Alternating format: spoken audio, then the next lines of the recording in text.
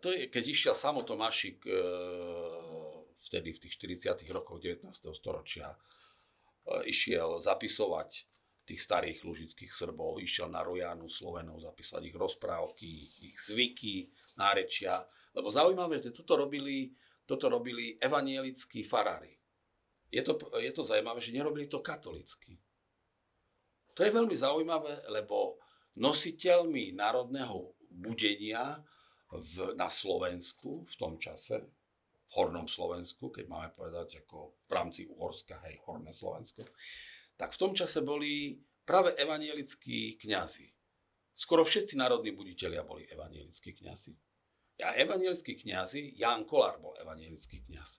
Oni chodili cez leto, letné mesiace, júl, august, oni chodili, napríklad Kolár chodil do Itálie, do starej Itálie, do dnešného Talianska a tam zbieral čriepky, zbieral informácie, po jednotlivých dedinách chodil a zbieral informácie o starých Slovenoch.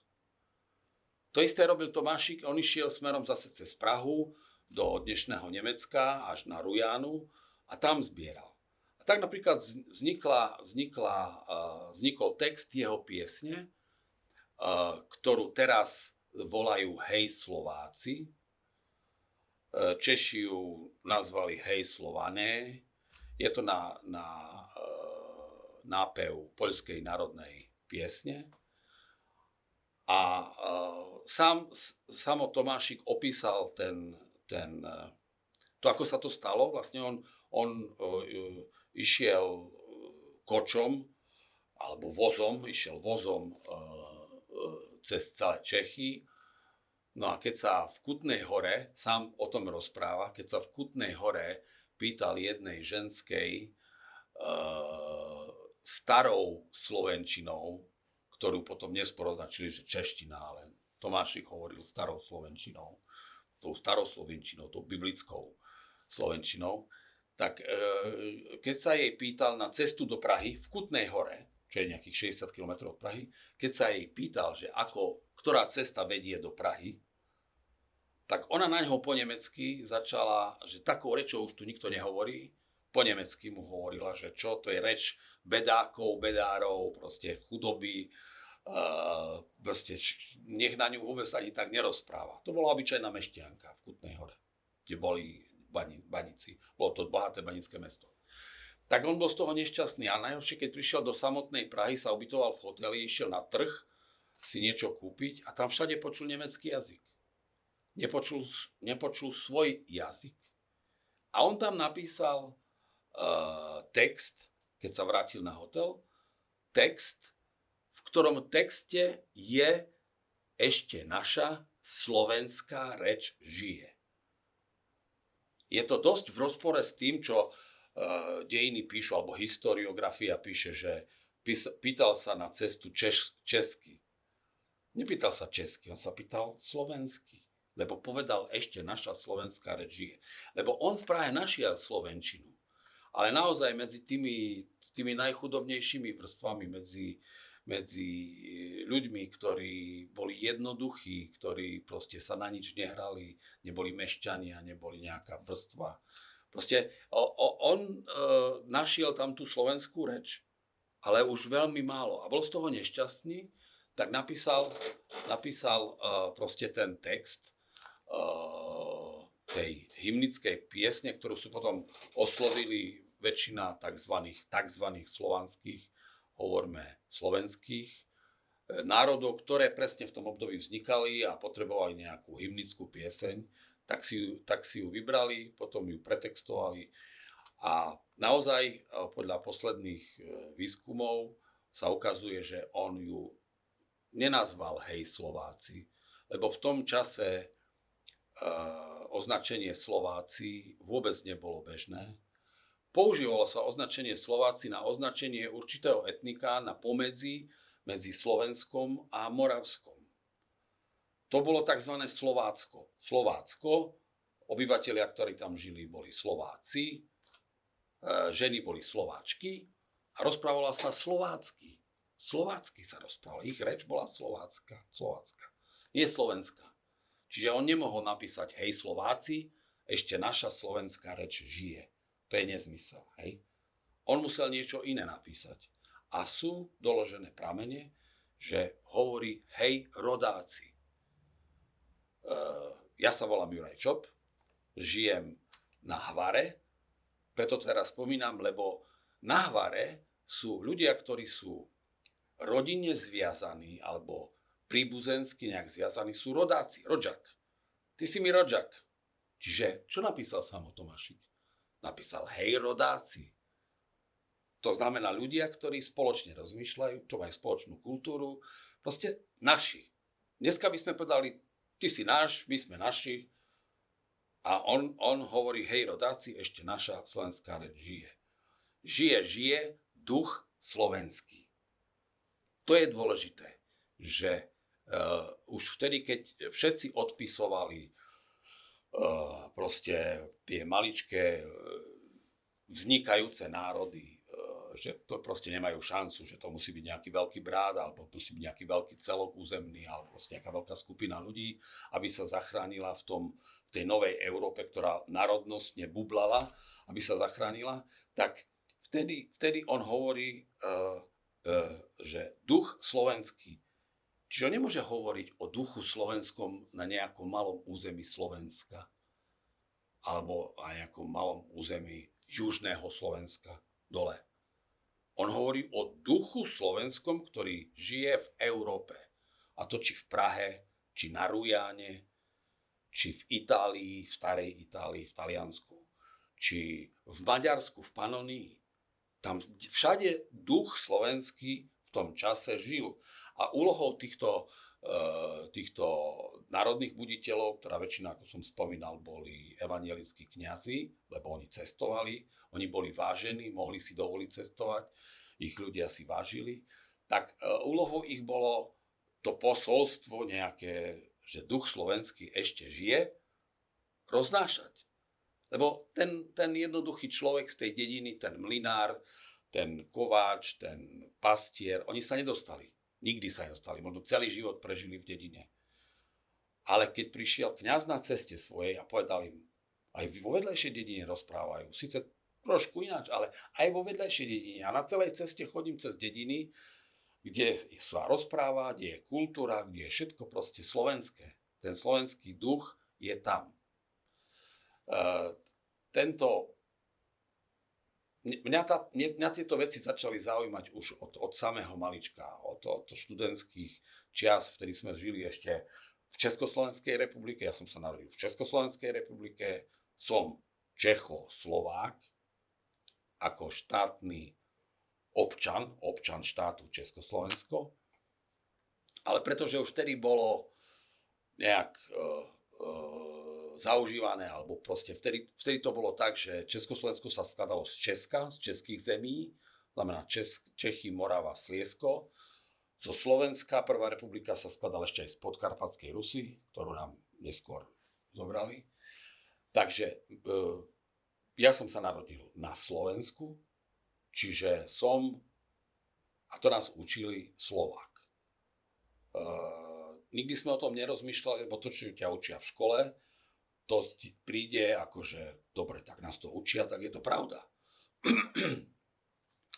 Dosť smutné na tom je, že keď človek dospie a začne o tom rozmýšľať, tak jak ja som začal rozmýšľať na tie veci, čo sa týka histórie, čo sa týka dejín, ma vždycky zaujímavý. Dejepis bol pre mňa predmet, ktorý ma zaujímal, aj keď tie roky som nemal veľmi rád, ale proste ma zaujímali tie súvislosti. Dosť som bol zošokovaný vo chvíli, keď sme sa učili rímske dejiny, alebo antický Rím a antické Grécko, alebo Atény o Atenách, že zrazu sme sa učili výraz, že dejiny píšu víťazi.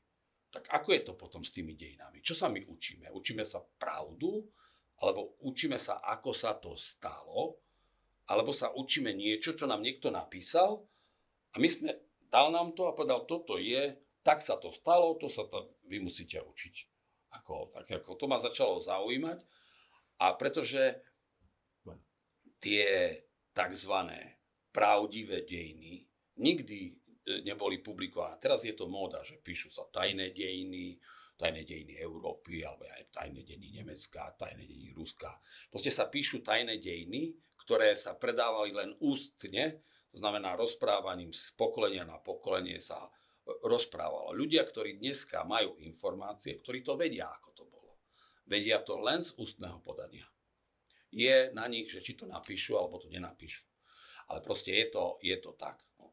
A čiže ja som bol vždycky Slovák, narodený v Československu, pas som mal československý, keď som išiel do zahraničia, ma nazývali Čech, čo som nerozumel, prečo som ja pre nich Čech. Dosť ťažko sa mi vysvetľovalo, keď som chodil do Bulharska, alebo ja neviem, do Jugoslávie som miloval chodiť. Keď som chodil tu a všetci, tí Češi sú tu, ty si Čech. A ja som nie Čech, ja som Slovák. To ešte som vtedy robil tú chybu, že som Slovák.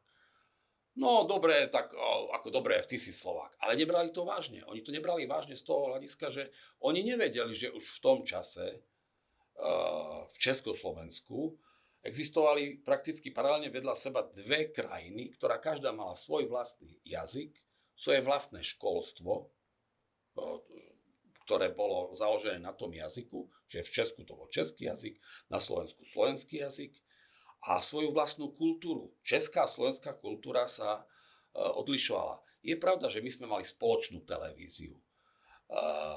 A je pravda, že napríklad samotní Češi v tom čase rozumeli slovensky. Samotní Slováci bežne čítali české knihy. Do dneska moje dcery čítajú české knihy, aj keď teraz oni sú v Prahe, takže musia čítať české knihy ako povinné. Ale už keď boli malé, čítali bežne české knihy, lebo niektoré preklady zo zahraničnej literatúry boli lepšie v češtine ako v slovenčine. Dostávame sa k slovu slovenčina. Zapamätajte si, slovenčina.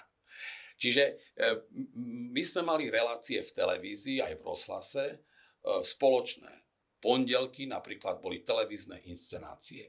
A samotní Češi si obľúbili televízne inscenácie, ktoré sa pravidelne vyrábali na Slovensku a každý pondelok bol slovenský. O 8 večer išla slovenská inscenácia a oni to mali strašne radi, to proste boli relácie, ktoré sa nahrávali v štúdiu, neboli to filmy, ale inscenácie. Zrejme sa zobral nejaký starý autor, ale boli aj moderní, noví autori a proste sa urobil. Ale mali to radi aj Češi, aj Slováci. Je pravda, že dnes v Česku slovensky sa nerozumie. Hlavne mladá generácia nerozumie. Tá stará generácia, ktorá ešte zažila tie pondelky slovenských televíznych inscenácií, tá rozumie slovenský. To, že či číta slovenské knihy, za to by som nedal ruku do ohňa, ale pozrie si starý film, ktorý je slovenský, ale tá mladá generácia, tí mladí ľudia v školách, tí slovenskí nerozumejú, čo je zlé. Tak, ako bolo zlé v tých 40. rokoch 18. storočia, vtedy, keď bolo národné buditeľstvo, národné zobudenie a budenie. Takisto aj teraz sa nachádzame v situácii, kedy by trebalo zobudiť ten duch slovenský. Lebo duch slovenský je tu, len zdá sa, že ako by spal. Hlavne medzi mladou generáciou, ako keby spal. Lebo mladá generácia, keď sa stretne Čech, Poliak zo Slovenska, keď sa stretne zo Slovinska, keď sa stretne z Chorvátska, zo Srbska, rozprávajú medzi sebou anglicky. To je výsledok internetovej kultúry. Všetko na internete je jednoduchým jazykom, najjednoduchší jazyk je angličtina. Je jednoduchý jazyk, má 1000 slov slovnej zásoby. Keď ovládaš 1000 slovnej zásoby, tak proste vieš anglicky. Klasická slovenčina má 40 000 slov základnej slovnej zásoby.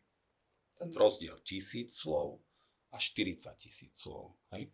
Je vidno, že odkiaľ kto pochádza. Či my sme prišli tu z nejakých pripiatských močiarov a urobili sme si nejaký jazyk na základe starých jazykov, neviem, rímskych, germánskych a akých. Alebo práve je to tak, že tu existoval starý, starobilý jazyk a na základe tohto jazyka všetky novodobé jazyky vznikli. Ja predpokladám, že možno do 40 rokov vznikne úplne jazyk, ktorý bude mať 100 slov, bude mať like, hate, share a takéto. Bude mať zo pár slov a tým si vystačí človek v komunikácii. Že nebude komunikovať, ja ti napíšem nejakú ikonku a budem ti lajkovať, alebo budem sa mračiť na teba, alebo šerujem niečo, alebo proste dneska už to speje do nejakého takého lievika, kde sa tá slovná zásoba stenšuje a a jeden jediný dôvod toho, prečo sa tak deje, je, aby ten duch kultúrny, poviem národný, ale myslím národný v zmysle ľudský, národ myslím v zmysle ľudstvo, aby sa ten proste duch nejak akože ubil, alebo stlačil, alebo sprešoval tak, aby proste nebol. Aby proste ľudia mali nejakého kozmopolitného ducha, európskeho ducha, alebo neviem, svetového ducha, alebo vesmírneho ducha, ako neviem, ako čo sa uzakoní, ale proste, aby mali nejakého veľkého ducha. Hej? Že teraz sa to deje. A teraz je dôležité, aby to, čo my vieme, čo vieme na základe toho, že nám rozprávali naši rodičia, naši starí rodičia, nám rozprávali formou rozprávok, alebo formou nejakých príbehov, alebo formou toho, čo oni zažili, alebo že im rozprávala jeho babička, jeho prababička, alebo prapraprabič, proste starí naši predkovia, čo nám rozprávali, aby sa to dostalo k nám. Ale nie len k nám, ale aby sa to dostalo aj medzi ľudí. A o to nám ide, aby proste tieto skúsenosti, tieto informácie, čo proste máme v sebe, aby sme dostali vonku.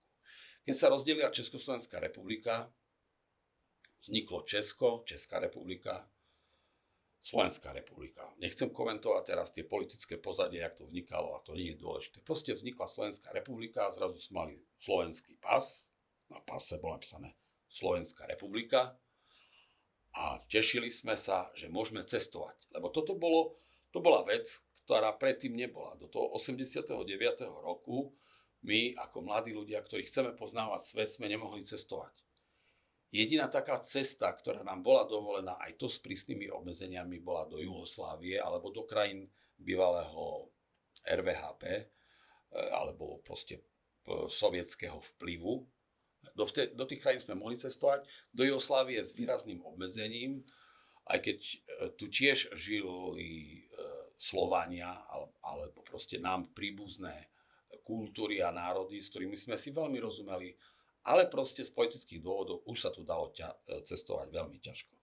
A keď proste padol Berlínsky múr, keď padol ten režim, proste keď sa to uvoľnilo, v tom momente sme mohli cestovať.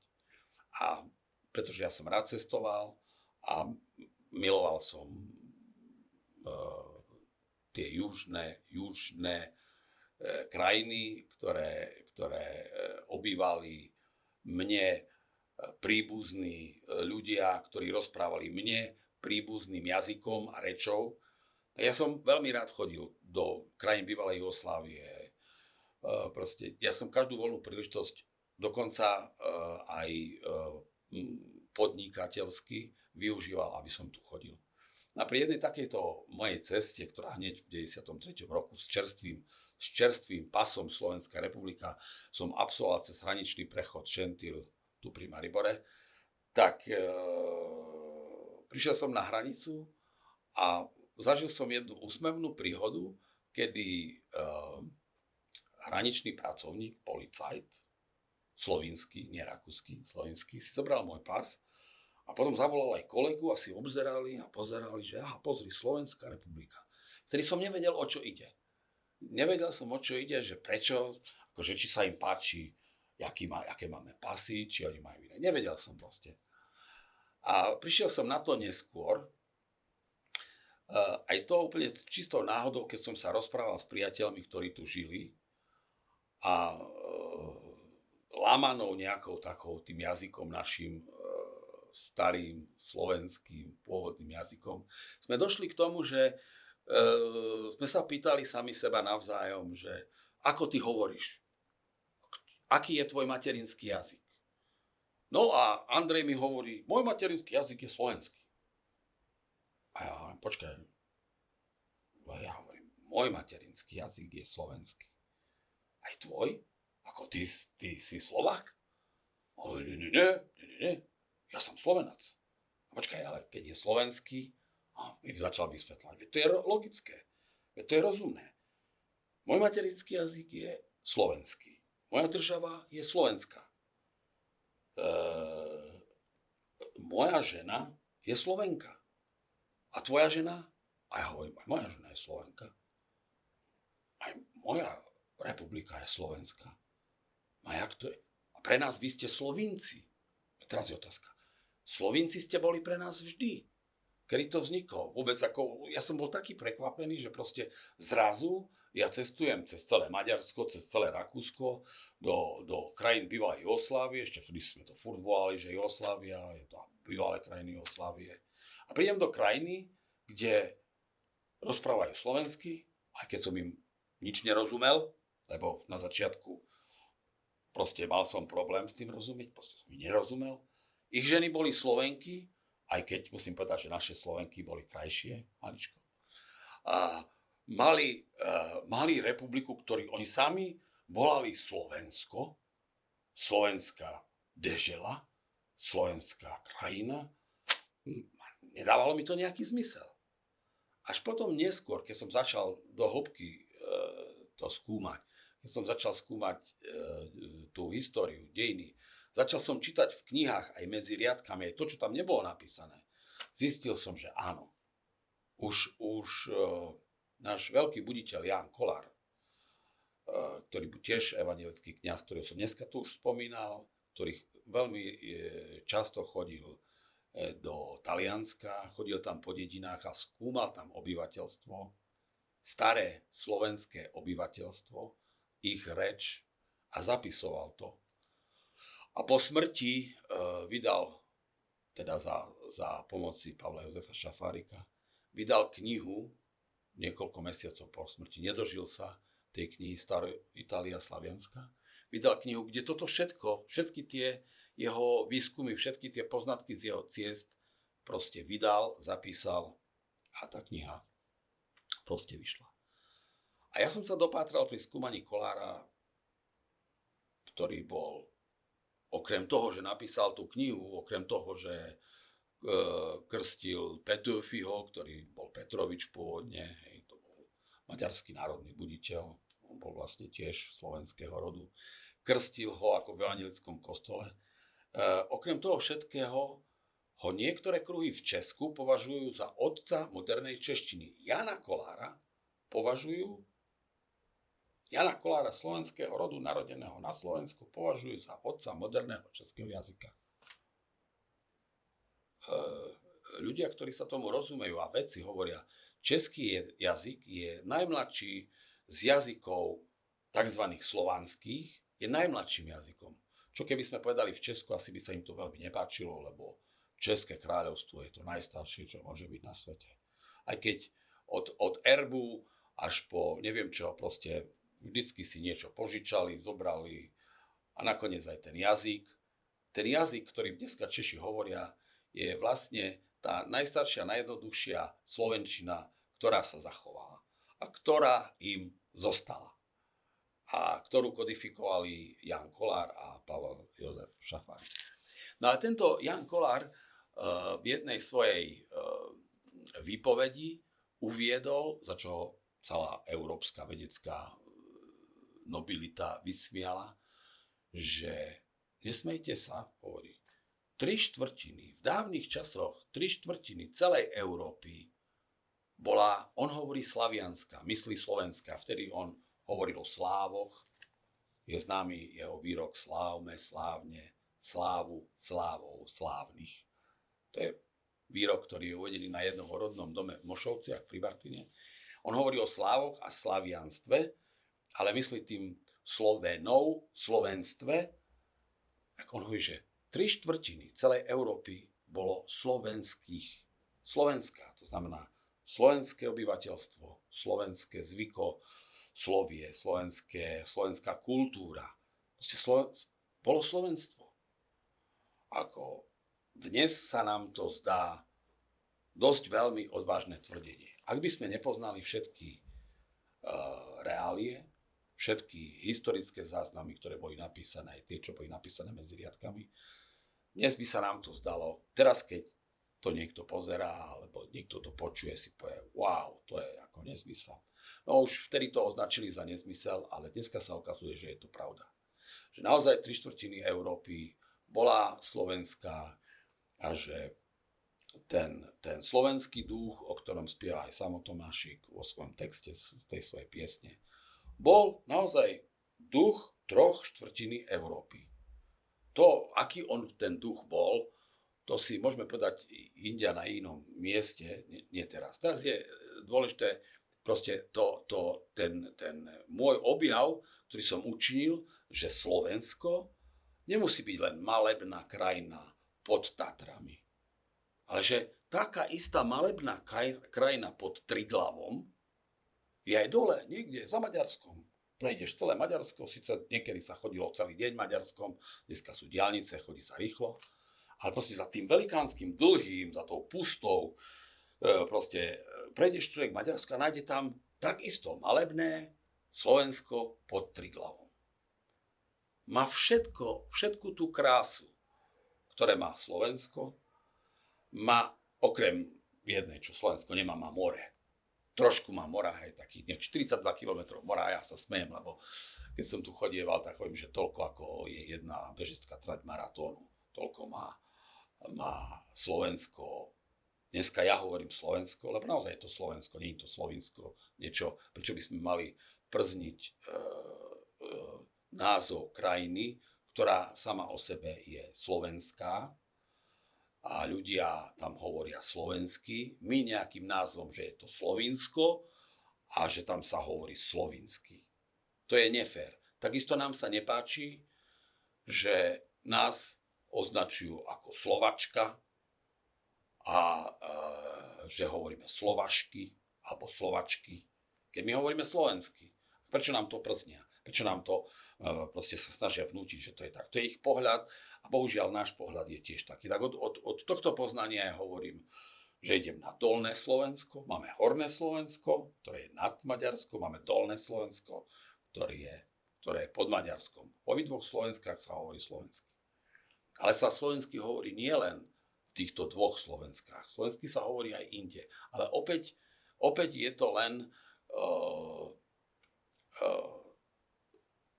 to len takým donúcovacím spôsobom určené, že nie je to slovenský, ale je to chorvátsky, je to český, je to srbský. Aj keď by prišiel naozaj jazykovedec seriózny a by išiel po koreňoch a po zdrojoch a po originále a po pôvode toho jazyka, tak by prišiel k tomu slovenskému jazyku, ktorý bol a jestvoval tu už či začias Pribinu, či začias Koceľa, či začias Svätopluka, či začias Sáma dokonca, alebo začias národného budenia. Ten jazyk tu vždy jestvoval, ten duch tu vždy jestvoval a bol slovenský. Nebol ani český, ani chorvátsky, ani slovinský, už vôbec nie. Proste bol slovenský.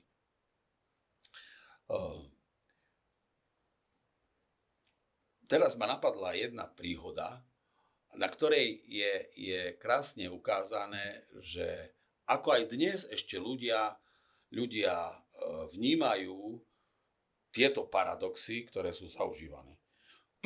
Ja tým pádom, že žijem na Hvare so svojou manželkou už 2 roky, ona je umelkyňa, je členkou spoločnosti výtvarných umelcov v Splite.